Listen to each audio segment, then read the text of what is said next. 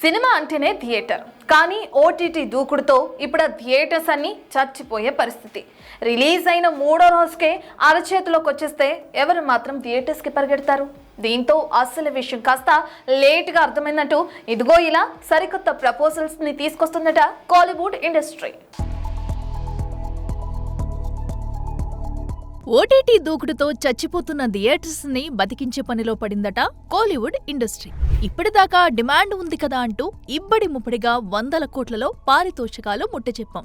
ఇక నుండి అలా కుదరదంటూ రీవాల్యూషన్ ప్రపోజల్స్ ని ముందుకు తెస్తున్నారట కోలీవుడ్ మేకర్స్. దీని ప్రకారం హీరోలకి రెమ్యునరేషన్ పూర్తిగా ఇవ్వకుండా సినిమా రిలీజ్ అయ్యాక హిట్ అయితేనే వచ్చిన వాటిలో వాటా ఇస్తారన్నమాట. అంటే సినిమా గనుక పోయిందంటే సగానికి పైగా పారితోషికం పోయినట్టే. మరి 100 కోట్లకి అలవాటు పడ్డ రజనీకాంత్, విజయ్, కమల్ హాసన్, సూర్య, అజిత్ వంటి స్టార్ హీరోలు వీటికి ఏ మాత్రం గ్రీన్ సిగ్నల్ ఇస్తారో చూడాలి. ఇక దీంతో పాటు స్టార్ హీరోల సినిమాలు రిలీజ్ అయిన 8 వారాలకి, మిడ్ రేంజ్ హీరోల సినిమాలు 6 వారాలకి, చిన్న బడ్జెట్ చిత్రాలైతే 4 వారాల తర్వాతే ఓటీటీలోకి ఇవ్వాలన్న రూల్ తెచ్చే ప్రయత్నం చేస్తున్నారట. మొత్తానికి ఓటీటీల దూకుడికి మేకర్స్ ఇలా బ్రేకులు వేయాలని ఫిక్స్ అయ్యారన్నమాట.